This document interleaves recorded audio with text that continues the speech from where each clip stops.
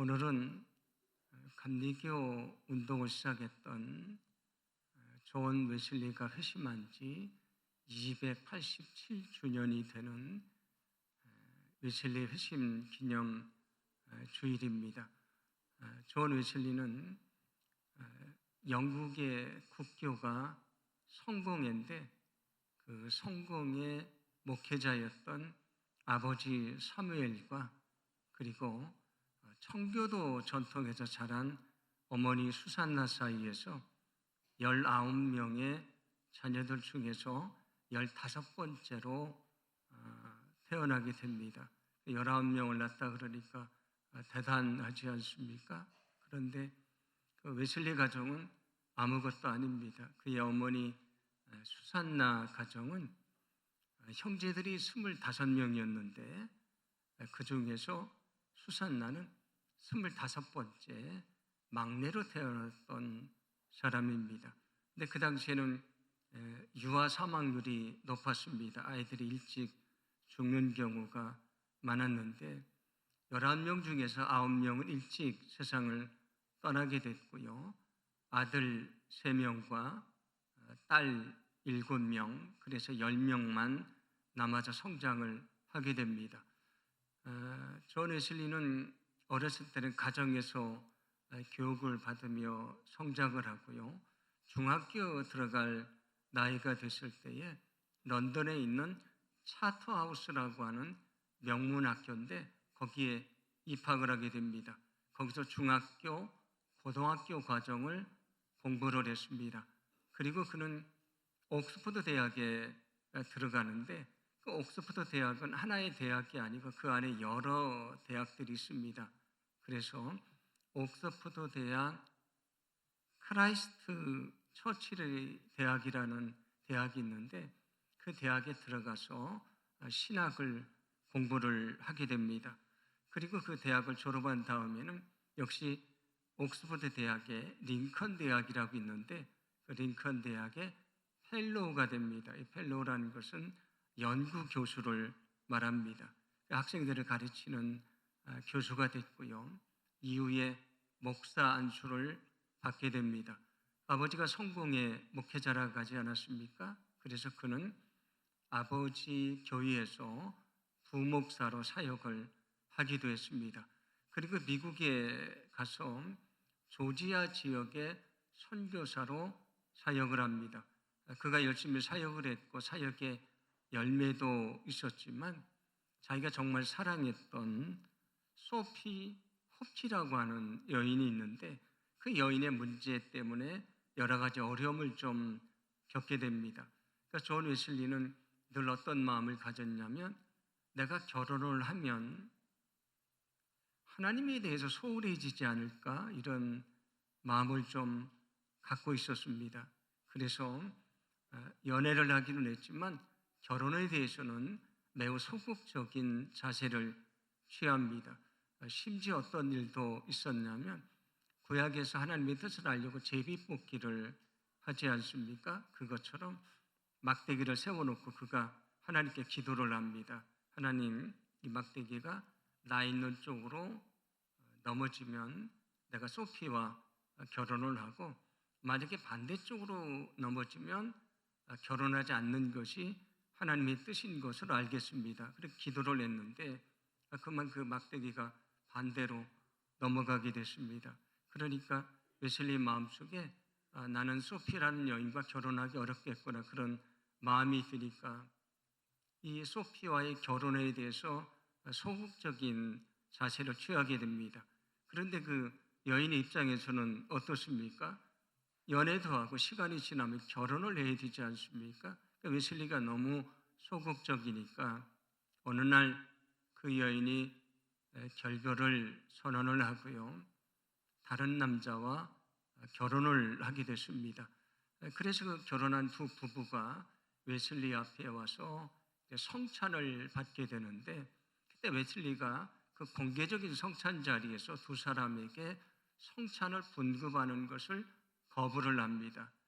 그 당시에는 만약에 그 성찬 받을 사람이 성찬을 받기에 적합하지 않다 그러면 거부를 할 수가 있었고요. 그 당시 성찬식은 일주일 전에 신청을 해야 되는데 그들 부부가 일주일 전에 신청하지 않았다는 이유로 거부를 했지만, 그러나 웨슬리 마음속에는 그 소피라는 여인에 대한 마음의 불편함이 있어서 거부를 했습니다. 근데 그 부부의 입장에서 보면 자신들이 영적인 자리에서 거룩하지 않아서 성찬을 못 받게 된 입장이 되지 않았습니까?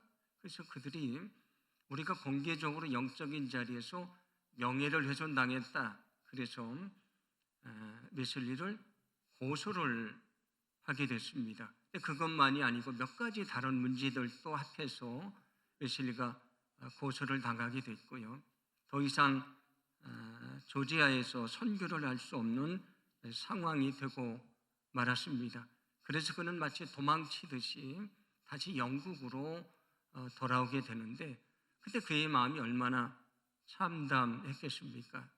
그런데 1738년 5월 24일인데 그날 웨슬리는 자기 일기에 마음이 내키지는 않았다고 말합니다. 마음이 내키지는 않았지만 그날 저녁에 올더스 게이트 거리에 네틀턴 코트에서 있는 모라비안의 집회가 있었는데 그 집회에 참석을 합니다. 저녁 9시가 되기 15분 전에 8시 45분입니다. 그때에 사회자가 루터의 로마서 성경 앞부분을 읽게 되는데 그때에 마음이 뜨거워지고 그의 삶이 변화되는 경험을 하게 됩니다. 그것을 웨슬리 회심이라고 말하는데, 여기 중요한 것은 그날 그는 마음이 내키지 않았지만 그 자리에 갔다는 것입니다. 우리도 예배의 자리에, 기도의 자리에 엎드려야 되는데 몸이 피곤하고 여러 가지 이유가 있어서 그 자리에 가기를 싫어할 때가 있지 않습니까? 여러분, 그러나 웨슬리처럼 그 자리에 억지로라도 여러분 그 자리에 엎드리기를 간절히 소망합니다. 그 자리가 우리가 주님을 만나는 자리가 되고요, 웨슬리가 변화받았던 것처럼 우리 인생이 변화되는 축복의 자리가 될 수 있기 때문입니다. 그는 그날 저녁에 자신의 신앙 경험을 이렇게 고백을 합니다. 제가 소개를 해드립니다. 나는 내 마음이 이상하게 뜨거워지는 것을 느꼈다. 나는 이제 나 자신이 그리스도를, 오직 그리스도만을 믿음으로 구원받았다는 것을 느꼈다. 그리고 주께서 나의 모든 죄를 영원히 제거하셨고 나를 죄와 사망의 법에서 구원하셨다는 확신을 얻게 됐다 고백을 합니다. 그날 그 말씀을 들을 때에 예수님이 십자가에 내 죄를 다 사해 주셨다, 내가 구원받았다, 그런 구원의 확증을 얻게 됐다고 고백합니다.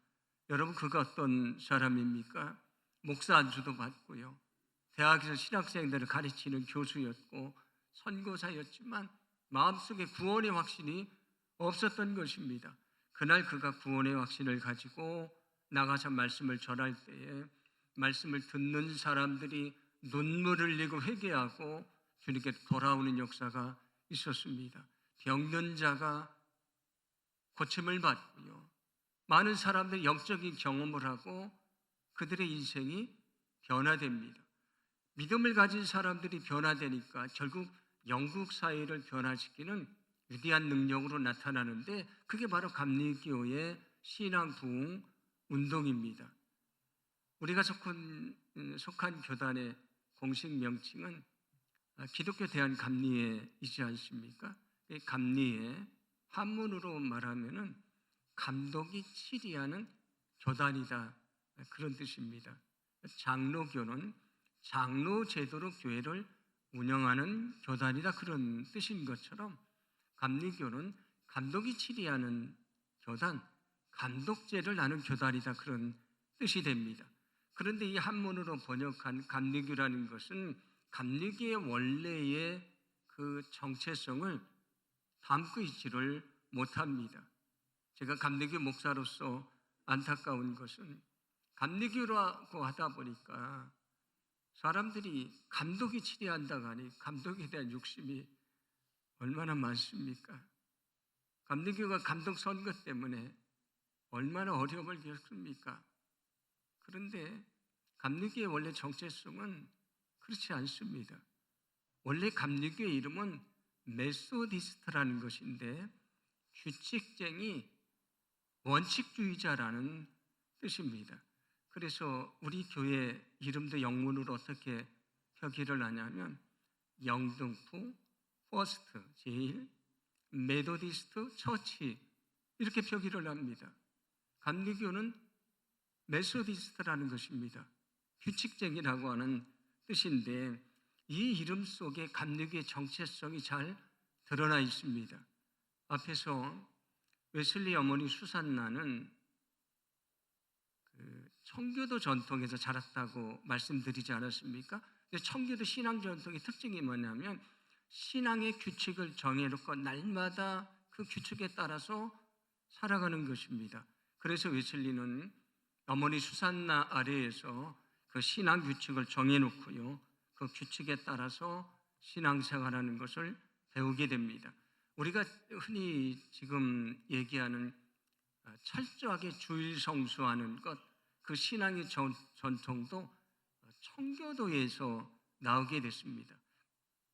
규칙을 정하고 철저하게 신앙생활하는 것인데 웨슬리는 그것을 배우며 자랐습니다. 거기에다가 나중에 웨슬리의 동생인 찰스 웨슬리가 옥스퍼드 대학에 입학을 하게 됩니다. 그가 찬송시를 많이 지었던 사람인데 그가 학교 입학한 다음에 몇 명의 친구들과 함께 주일날 저녁에 정기적으로 모여서 성경을 읽고 경건서적을 읽고 기도하고 대화를 하는 모임을 시작을 합니다.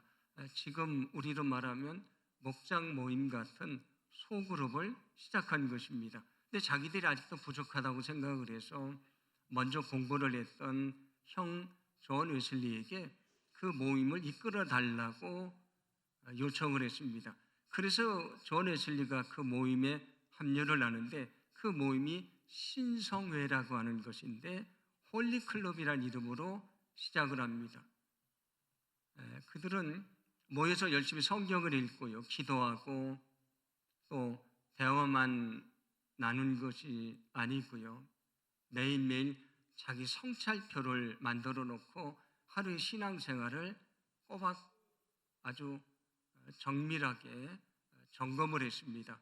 그리고 화요일과 목요일에는 시간을 정해놓고 금식을 했고요, 교도소에 찾아가서 정기적으로 복음을 전하고 그들을 돌봐줬습니다.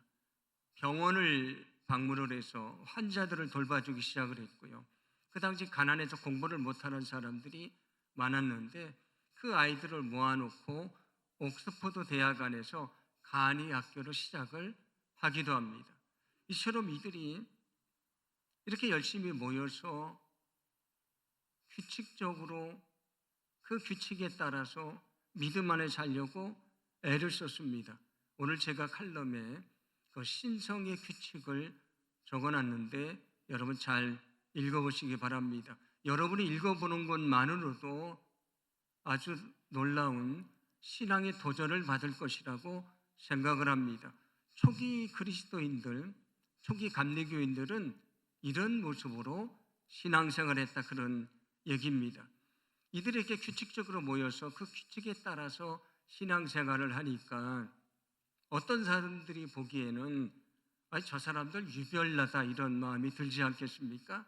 그래서 그 신성의 사람들을 메소디스트, 규칙쟁이라고 조롱하듯이 부르기를 시작을 했습니다. 근데 그 이름이 감리교의 이름이 됐습니다.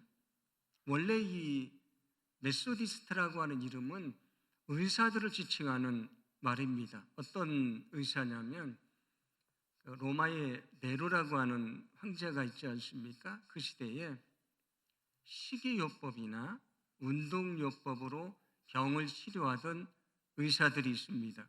지금도 식이요법이나 운동요법으로 병을 치료하지 않습니까? 근데 그게 가장 중요한 게 뭡니까? 규칙적으로 정해진 식사를 해야 되고요. 규칙적으로 운동을 해야 되지 않습니까? 가장 중요한 게 규칙을 지키는 것입니다. 그 의사들이 지나치게 규칙을 강조를 하니까 원래 의사들을 지칭했던 메소디스트라고 하는 이름이 규칙쟁이를 의미하는 말이 됐고요. 사람들은 신성일에 모였던 그 초기 감리교 사람들을 메소디스트, 규칙쟁이라고 말하기 시작을 했습니다.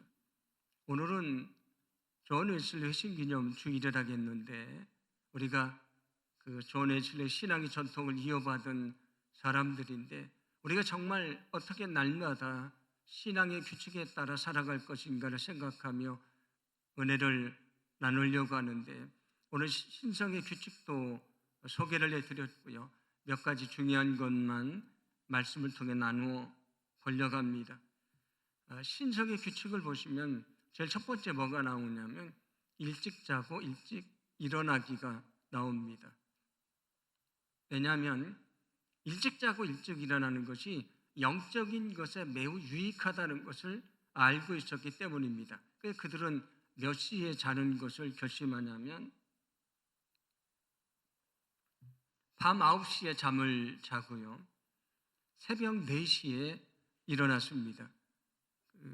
그 당시에는 우리처럼 새벽 기도회가 없을 때인데 개인적으로 4시에 일어나서 5시까지 1시간 동안 성경을 읽고 기도하는 경건의 시간을 가졌습니다. 만약에 그 시간이 안 되면 저녁 때 따로 시간을 정해놓고 성경을 읽고 기도하는 시간을 가졌습니다.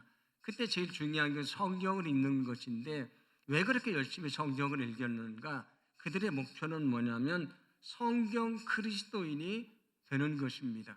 성경 그리스도인이 뭐냐면 이 성경이 하나님이 주신 말씀인 것을 믿고요.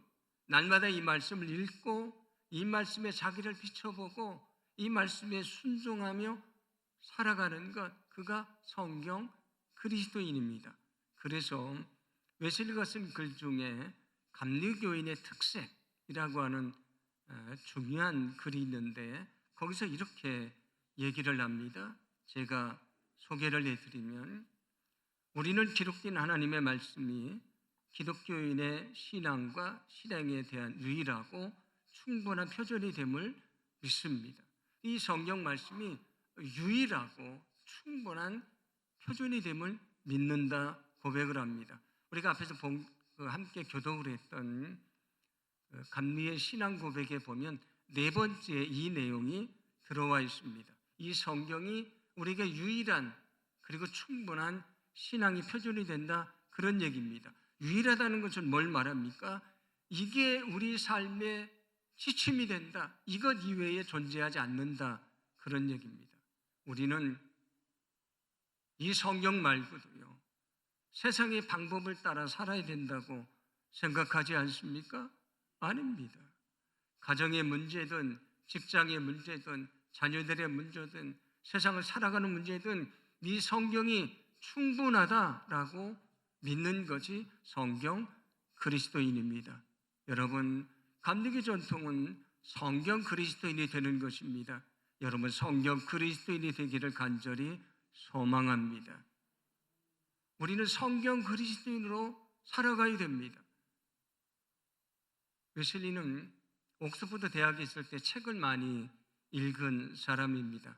한 1000여 권의 책을 읽어서 그는 1000권의 책의 사람이라는 별명을 얻게 되는데 나중에 그가 이런 고백을 합니다. 나는 이제 한 권의 책의 사람이 되겠다. 한 권의 책이 뭐냐면 바로 이 성경입니다. 그 전통에 따라서 감리교인들이 얼마나 성경을 열심히 읽고 날마다 그 성경 말씀에 비춰 자기를 비춰보고 믿음 안에 살려고 애를 썼는지요. 사람들이 그들을 비난하며 또 뭐라고 말했냐면 저 성경 벌레들, 성경 고집쟁이들이라고 별명을 붙이고 감리교인들을 조롱을 했습니다. 감리교의 전통은 성경 그리스도인이 되는 것입니다. 그런데 우리에게 질문해 봅니다. 여러분은 이것이 정말 유일한 내 삶의 표준으로 믿고 있습니까? 여러분은 이 성경만이 우리 인생의 가장 충분한 삶의 표준이 됨을 정말 믿고 있습니까? 왜 그리스도인들이 믿음을 가지고 산다고 말하지만 세상을 변화시키지 못하고 영향력을 이 세상에 보여주지를 못합니까?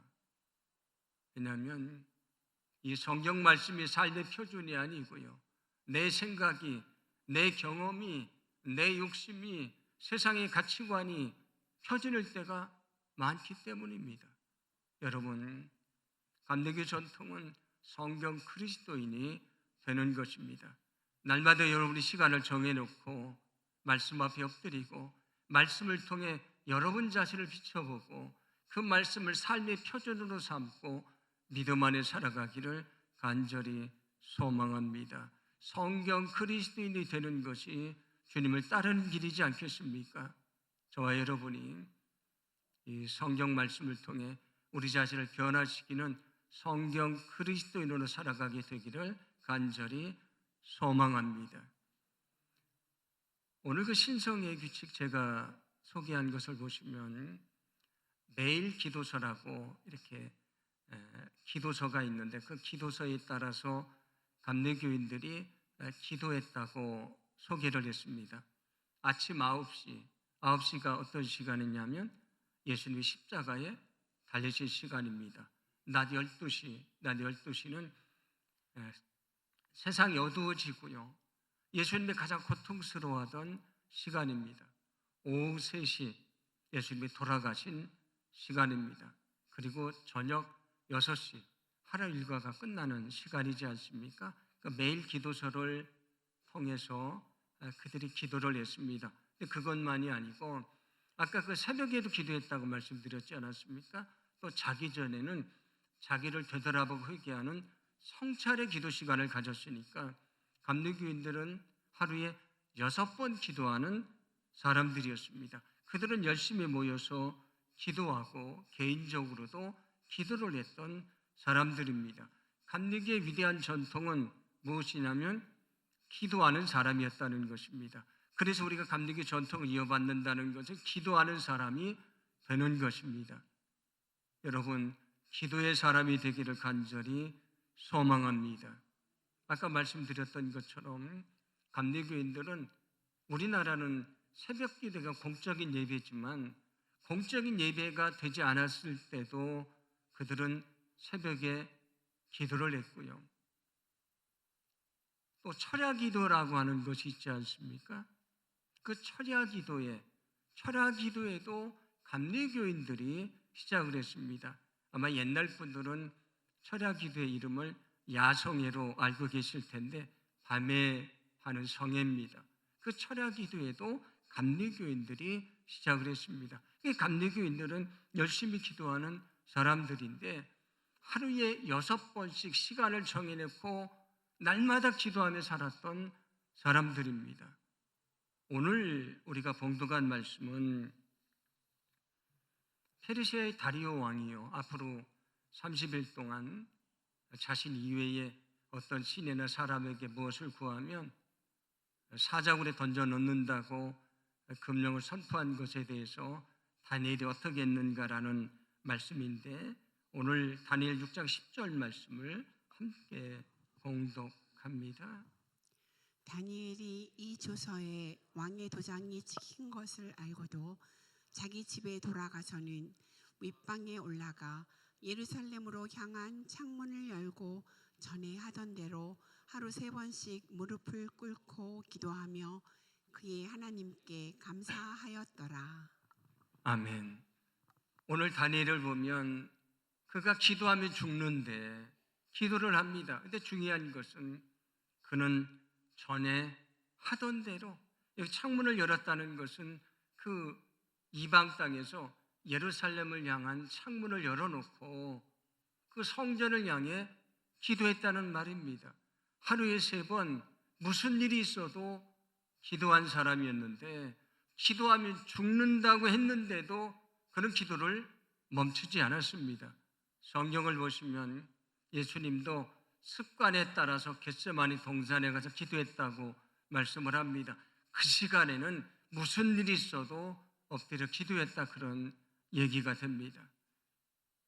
우리가 늘 하루 3번 기도하자고 말씀을 나누지 않았습니까? 하루를 시작할 때 아침 기도로 시작해라 말씀드렸고요. 낮에도 우리가 주님을 잊지 않기 위해서 낮 기도로 살아가라고 말씀드렸고요. 하루를 마치는 그 시간 우리 자신을 되돌아보고 회개하고 감사하는 저녁 기도를 드리자고 여러 번 말씀을 드렸습니다. 그런데 이 전통은 감리교인들이 오랫동안 해왔던 믿음의 전통입니다. 오늘 여러분들이 우리가 존 웨슬리 회심기념 주일을 맞이해서 나도 그 전통에 따라서 하루의 시간 중에서 아무리 바빠도 나는 기도의 시간을 정하겠습니다. 기도의 자리로 나아가겠습니다. 그런 결심을 하시고 날마다 기도로 살아가는 저와 여러분의 삶이 되기를 간절히 소망합니다. 그 기도의 능력이 우리 삶 속에 나타나게 될 것이고요. 우리는 그 가운데 하나님의 놀라운 능력을 경험하게 될 줄로 믿습니다.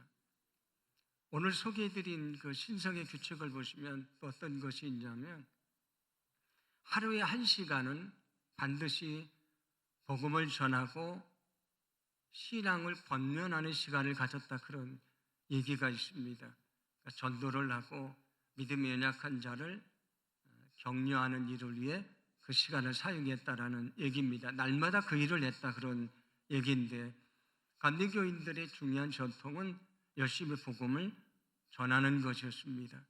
우리가 알고 있는 유명한 종교 개혁자 마틴 루터가 있지 않습니까? 그리고 몇십 년이 지나서 존 칼빈이 나타나서 종교개혁을 하게 됩니다. 그 두 사람도 종교개혁을 했지만 그 두 사람들은 신학적인 논쟁을 하느냐고 너무 많은 시간을 허비를 했습니다. 그런데 존 웨슬리는 마틴 루터보다 200년 후 사람입니다. 그러니까 루터는 16세기 사람이고 존 웨슬리는 18세기 사람입니다. 그 당시에는 이미 개신교 신학적인 논쟁은 다 끝났습니다. 이제 무엇이 남았습니까? 신학적인 논쟁이 끝나고 복음이 정리가 됐으니 들고 나가서 전하는 것이지 않습니까? 감리교인들은 그 당시에 나가서 복음을 전했고요. 복음의 능력이 나타나게 됩니다. 그러므로 감리교 전통을 따라 사는 사람은 누구냐면 날마다 복음을 전하는 전도자로 살아가는 사람입니다. 여러분, 날마다 복음을 전하는 전도자로 살아가기를 간절히 소망합니다. 영국의 성공회는 지금 그 나라의 왕부터 시작을 해서 다 믿는 그런 그 나라의 국교입니다. 그러다 보니까 약간 귀족적인 모습을 가지고 있는데, 그래서 성공의 교회 안에서 설교하는 것 이외에 야외에 나가 설교하는 것은 거룩하지 않다고 생각을 합니다. 그런데 존 웨슬리는 복음의 열정을 가지고 야외로 나가서 설교를 합니다. 시장 바닥에서, 탄광촌에서, 심지어는 무덤에서도 그는 설교를 합니다. 이렇게 웨슬리가 야외 설교를 하니까 영국 성공회에서 웨슬리에게 제재를 가하는데, 어떤 제재를 가하냐면 영국에 있는 교회 안에서 설교를 하지 못하게 했습니다. 제가 우리 교회를 담임을 하면서 제가 목회를 하니까 저에게는 여기가 저희 교구이지 않습니까? 근데 교구 목회를 못하게 했습니다. 그에게 영국 성공회에서 설교하는 설교권을 박탈을 하게 됩니다. 그런데 그가 했던 유명한 말이 있습니다. 설교권을 뺏었을 때에 그가 했던 말인데, 그것은 나는 온 세계를 나의 교구로 바라보고 있다라는 말입니다. 당신들이 나에게 설교할 수 있는 교구를 빼앗아도 괜찮다. 나는 예수님처럼, 예수님이 산에서도 설교하시고 들에서도 설교하시고 바닷가에서도 설교하시고 집에서도 설교하시지 않았습니까? 나는 어디서든지 설교할 수 있다. 그 말을 했고요. 이 말이 감리교의 유명한 구가 된 세계는 나의 교구라고 하는 그런 구가 됐습니다. 이 구의 전통에 따라서 감리교인들은 열심히 복음을 전하는 사람들이 됐습니다. 복음을 전할 때에 사람들이 변화받고요. 사람들이 변화되니까 교회가 바뀌고요. 교회가 바뀌니까 세상이 바뀌었습니다. 그런데 왜 우리가 믿음을 가지고 있지만 왜 세상을 변화시키지 못합니까? 내가 변화되지 않으니까, 교회가 변화되지 않고요. 교회가 변화되지 않으니까 세상을 바꿀 수가 없는 것입니다.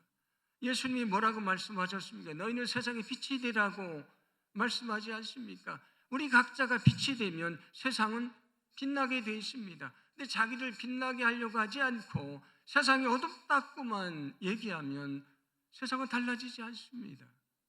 여러분, 우리가 복음을 들고 복음으로 나를 변화시키고 교회를 변화시키고 세상을 변화시키는 진정한 감리교인이 되기를 간절히 소망합니다. 그리고 앞에서 신성의 사람들이 감옥에 방문을 해서 죄수들을 돕고요. 그들에게 복음을 전하는 일을 시작했다고 말씀드렸고, 병원에 가서 병든 자를 돌봐줬다고도 말씀을 드렸고, 가난한 아이들을 모아놓고 가르치기도 시작했다고 말씀을 드렸습니다. 웨슬리는 킹스우드에 그 당시에 가난한 아이들이 학교에 갈 수 없으니까 아이들을 모아놓고 가르치는 무료 학교를 시작을 했고요. 무료 병원을 운영을 하기도 했습니다. 가난한 자들을 위해서. 그것만이 아니고요. 웨슬리가 책을 하나 쓰는데 그 책이 뭐냐면 지금으로 말하면 민간요법으로 치료를 하는 책입니다. 왜냐하면 가난한 사람들이 돈이 없으니까 병원에 못 가지 않습니까? 그래 병이 나타났을 때에 민간요법으로 치료하는 책을 발간을 하기도 했습니다. 그것만이 아니고요. 그 당시에 영국에서는 노예제도가 있었지 않습니까? 그래서 노예제도 폐지를 위해서 웨슬리는 매우 애를 썼던 사람입니다. 그리고 더 놀라운 것이 있는데 가난한 사람들 일을 하고 싶은데 일터가 없습니다. 그때는 산업혁명이 일어나서 기계화가 되니까 100명 일하던 곳에서 50명만 필요하게 되니까 50명이 직장을 잃게 되지 않습니까? 직장을 잃으니까 또 가난해지고 일터가 없습니다. 그때 어떻게 했냐면 교회를 주중에는 사람들이 와서 간의 수공업으로 일할 수 있는 공장으로 사용을 했습니다. 교회를 주중에는 공장으로 사용을 해서 가난한 사람들이 와서 자기의 재능에 따라 일을 해서 물건을 만들어 돈을 벌게 했다, 그런 얘기입니다. 그것만이 아니고요. 우리나라에도 신용협동조합이 있지 않습니까? 이 신용협동조합도 감리교인들이 시작을 했습니다. 왜냐하면 가난한 사람들이 돈이 있어야 장사를 하지 않습니까? 근데 은행에 가면 재산이 없다고 대출을 해주지 않습니다. 그럴 때에 감리교인들이 기금을 모아서 신용만으로, 재산이 아니고요, 가난한 사람도 신용만으로 대출을 해줘서 일할 수 있도록 했던 것이 신용협동조합인데, 지금도 감리교회 중에서 오래된 교회 중에 신용협동조합을 운영하는 교회들이 많이 있습니다. 웨슬리는 늘 가난한 사람들을 생각했고요, 그들을 사랑하려고 애를 썼던 사람입니다. 감리교인의 특색이라고 하는 책에서 그는 감리교인들을 이렇게 말합니다. 제가 소개를 해드립니다. 그들은, 여기 감리교인들을 말합니다. 시간이 있으면 모든 사람에게 선을 행하는데 이웃에게나 외국인에게나 친구에게나 원수에게 선을 행합니다. 감리교인들의 특색이 뭐냐? 선을 행하는 사람입니다. 사랑하며 살아가는 사람입니다. 육체에 요구되는 것만 제공할 뿐만이 아니라 영혼에 필요한 것도 더 힘써 제공하려 하여 그리스도에 속지 않은 피로 새로움을 받아 하나님과 합평케 만들려고 했습니다. 영적인 것과 육적인 것을 도와주며 그가 하나님과 하나가 되려고 애를 쓰며 사랑하며 살았던 사람들이 감리교인이라고 말합니다. 감리교인의 특징은 사랑의 사람이 되는 것입니다. 여러분, 저와 여러분이 사랑의 사람이 되기를 간절히 소망합니다. 사실 이것은 감리교인만이 아니고요, 그리스도인이 가져야 될 삶의 모습이지 않습니까? 너희는 내가 너희를 사랑한 것처럼 서로 사랑하라. 그 말씀에 따라서 저와 여러분이 정말 사랑의 사람이 되기를 간절히 소망합니다. 성경도 너희가 천사의 방언을 하고 아무리 능력이 많아도 사랑이 없으면 아무것도 아니라고 말씀하지 않습니까? 사랑이 없으면 아무것도 아닙니다. 저와 여러분이 그 사랑을 회복하기를 간절히 소망합니다. 그 당시 웨슬리는 자신의 모든 재산을 가난한 사람들을 위해서, 선교를 위해서 다 사용을 합니다. 그리고 그에게 1파운드의 돈이 남았습니다. 마지막 그의 유언은 무엇이냐면, 내가 죽으면 우리 동네에서 가장 가난한 사람 6명을 뽑아서 내 관을 내게 하고 남아있는 모든 돈을 그들에게 관을 맨 사례비로 주라고 하고 그는 세상을 떠나게 됩니다. 그런 마지막까지 자신의 것을 다 나눠주며 세상을 떠났던 사람입니다. 감리교의 전통은 사랑하는 사람들입니다. 우리가 사랑하지 않으면 나는 감리교인이라고 말할 수가 없는 것입니다. 우리의 영광스러운 이름대로 진정 사랑하는 사람으로 살게 되기를 간절히 원합니다. 웨슬리가 마지막 남겼던 말은 유명하지 않습니까? 세상에 가장 좋은 것은 하나님이 우리와 함께 계시다는 것이다. 왜 웨슬리와 감리교인들이 날마다 성경을 읽고요, 날마다 기도하고 날마다 전도하고 날마다 사랑하며 살려고 애를 썼습니까? 그 삶이 하나님과 함께하는 삶이고요, 그 삶이 복된 삶인 것을 알았기 때문입니다. 우리에게는 메소디스트라고 하는 규칙쟁이라는 영광스러운 이름을 가지게 됐습니다. 우리가 단지 그 이름만 가진 사람들이 아니고요, 바쁜 일상 중에 날마다 우리가 예배의 자리, 말씀의 자리, 기도의 자리, 전도의 자리, 사랑의 자리에 우리가 엎드려서 정말 늘 주님과 함께하는, 정말 주님이 원하시는 믿음의 삶을 살아가시는 저와 여러분의 삶이 되기를 간절히 소망합니다. 오늘 웨슬리 신기념 주일을 맞이해서 우리 감리교 전통을 생각해 봤는데, 단지 그것을 아는 사람들이 아니고 오늘부터 그 이름대로 합당하게 살아가는 우리 모두가 되기를 간절히 소망합니다.